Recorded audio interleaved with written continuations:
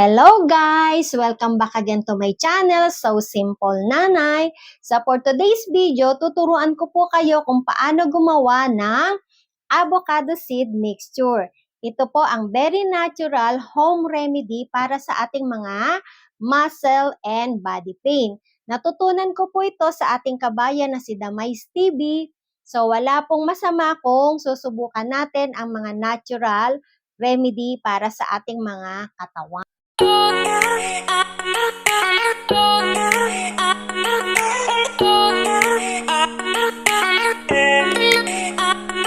Napakadali lang pong gawin nito, guys. So, ang ating 3 main ingredients, syempre, avocado seed. Ayan. So, panahon po ngayon ng avocado. Mabibili po natin to sa mga palengke, pwede rin po sa supermarket. So, ang next ingredient po natin is ito pong cloves. Mabibili rin po ito sa supermarket. At ang ating third main ingredient, ito pong extra virgin olive oil. Marami pong nagtatanong sa akin kung pwede raw po bang gamitin ang virgin coconut oil, avocado oil, or sunflower oil. Pwede naman po nating gamitin yung mga nabanggit na oil. Pero ako po, personally, ito po ang napili kong gamitin, ng extra virgin olive oil. Kasi nga po, ito po ay may anti-inflammatory property. Medyo pricey lang po siya, pero okay lang po yun, guys. Kasi 'di ba para naman po ito sa ating kalusugan. Mas mahal po ang magpagamot at magpa-therapy. Ito naman po extra virgin olive oil, nasa 300 plus lang naman po ito. Tapos hindi ko naman po ito mauubos sa ating gagawing mixture at matagal na po natin siyang gagamitin para naman po ma-relieve yung ating mga pain sa ating katawan. Okay, umpisahan na po natin. So, ang first thing to do is i-grate po natin itong avocado seed. So, alisin po natin itong, ayan, yung, ano ba tawag dito, yung talukap. Ayan, alisin lang po natin to. So, actually, pwede rin naman po natin itong isama sa pag-grate. Ayan, pwede naman po siyang isama sa pag-grate. Ayan, so gamit lang po tayo ng grater. So, minsan naman po, ang ginagawa ng ating kabayan Damays TV, hinihiwa-hiwa niya lang po ito into cubes. Pero ako po, mas gusto ko po na i-grate po siya.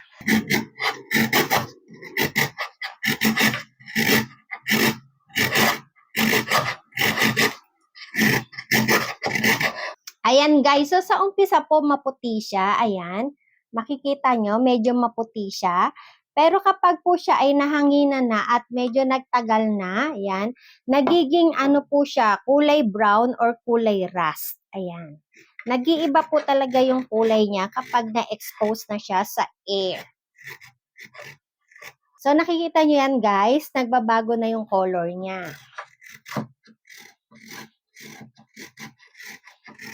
So, i-grate lang po natin to isang buto na avocado.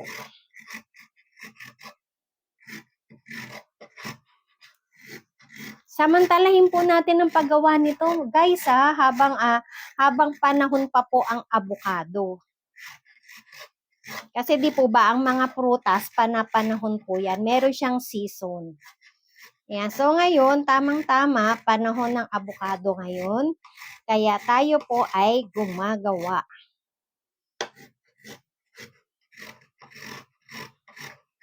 So, tanggalin po natin yung balat niya. Ayan, kasi ang hirap niya pong i-grate pag merong balat.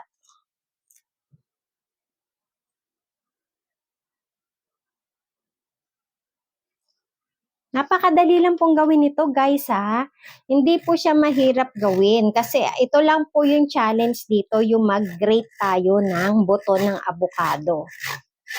Lalo na po, ayan, di ba? Kung masakit yung balikat nyo tapos mag-grate pa kayo. Pero okay lang yan, guys, kasi after this, ayan, marirelief naman kayo sa inyong mga muscle and body pains. So, eto na guys, tapos ko na i-grate ang isang buto ng avocado. Nakita nyo, kulay rust na siya. Kanina po, di ba, kulay puti siya. So, eto po, may natira pa ako. Ayan, so medyo nahihirapan na po kasi ako mag-grate, pero okay na po ito. So, ang gagamitin ko po itong maliit na bote ng bottled water.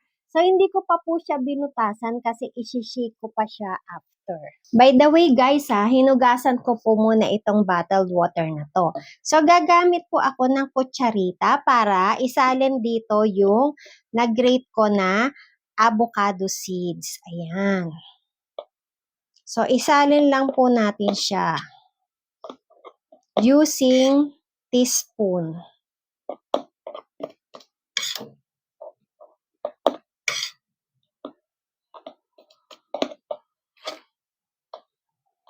Ang dami na nito guys.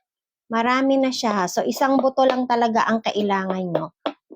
Pero pwede rin kayong gumawa ng marami kung marami kayong gagamit sa bahay. Dito kasi ako lang naman yung gagamit. So, nagagamit ko po ito hanggang 1 buwan, hanggang kalahating bottle nito. Po pala gagamit kayo ng olive oil, maganda po talagang gamitin ninyo ang extra virgin kasi yun po talaga yung pinakamaganda. Yung extra virgin olive oil. Nga pala, i-share ko lang sa inyo, ang una po palang trinay ko is yung virgin coconut oil. Kaya lang po, kaya nag-switch na ako kay olive oil kasi si coconut oil po, natutulog po siya. Yan, natutulog po si BCO, si Virgin Coconut Oil. Kaya hindi po siya magandang gamitin. Ayan. Kaya sinasuggest ko po talaga si extra virgin olive oil kasi si extra virgin olive oil kahit po naka-aircon kayo, hindi siya natutulog. Si BCO po laging tulog. Ayan. Laging tulog si BCO. Ito na guys ang nagawa kong grated na avocado seed. Ayan. So, halos kalahati na po siya. Kalahating bote na. So, next na ilalagay naman natin ay yung ating extra virgin olive oil. Ayan. Si extra virgin olive oil. So, nabili po natin to sa supermarket. So, hindi po natin uubusin to ha. Hindi po natin uubusin yan. Hanggang 2 mixture po yung nagagawa ko rito sa isang bote.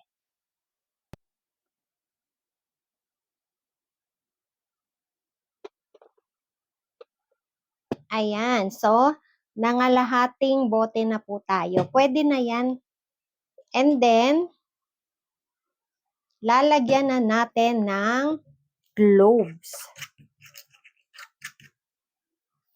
Siyempre, mas maraming cloves, mas effective yan. So, ito po yung cloves. Sinalin ko siya dito sa microwavable na round container. Ayan, 2, 3, 4, 5. Siguro po mga 20 pieces ang ilagay natin para mas effective. 6, 7, 8, 9, 10. Ayan. 11, 12, 13, 14, 15, 16, 17, 18, 19, and 20. Ito na po guys. So, 20 pieces ng cloves ang nilagay ko. So, pwede nyo naman damihan kung gusto nyo. Wala naman tong overdose since hindi naman po natin siya iinumin. Ipapahid lang po natin siya sa ating balat. So, pwede rin natin siya gawing 30. Ayan. So, gawin na natin 30 para mas effective. 2, 3, 4, 5, 6, 7, 8, 9, 10. Ayan. So, 30 pieces na ang, yan, nalaglag yung 2. Yan. So, 30 pieces na ang aking nilagay na cloves. So, ganyan lang po kadali, guys, ang paggawa nito, avocado seed mixture. So, ayan. So, isi-shake po natin siya. Ayan. Isi-shake lang natin siya. And then, hindi po natin siya agad gagamitin. Ibabad po natin for 5 to 7 days. So, ako po, hanggang 5 days binababad ko siya, ginagamit ko na siya. Pwede na po yun. So, patalabin po muna natin yung ating mixture. Ayan, so pag gagamitin nyo na siya, pwede nyo na siyang butasan. So, ayan guys, pwede nyo itong itry ang ating avocado seed mixture. Very natural remedy for muscle and body pain. Ayan, i-shake lang po natin siya at ibabad po natin siya for 5 to 7 days. So, ayan guys. Sana po may natutunan kayo for today's video. I-try nyo po ito. Ayan, i-try nyo po ito guys. Wala pong mawawala sa atin kung itatry natin ito. By the way guys, kung itatanong nyo po kung ilang beses pwede magpahid nito, kahit ilang beses nyo po gustong magpahid, again, sabi ko nga, natural lang po ito. Natural pong ating ingredients, wala po itong overdose. So ako po nung umpisa talagang mayat-maya po pinapahid ko yan sa aking frozen shoulder. May kasamang massage. Kaya nga po maganda itong extra virgin olive oil ang gagamitin ninyo compare sa alcohol. Kasi pwede rin po kayong gumamit ng alcohol. Pwede rin po yun. Pero mas prefer ko nga po itong extra virgin olive oil kasi nga po minamasahe ko po yung aking frozen shoulder. Ayan. Pag po pinahiran ko yan, may kasamang massage. So, as open as you like, pwedeng-pwede pong gamitin ang ating avocado seed mixture. Okay po? So, kung meron pa po kayong katanungan, ayan, magtanong lang po kayo sa comment section sa ibaba at sasagutin ko po yan sa abot ng aking makakaya. Thank you po. Pa-like and share po ng ating video. And please follow me, So Simple Nanay Channel. Thank you very much and God bless.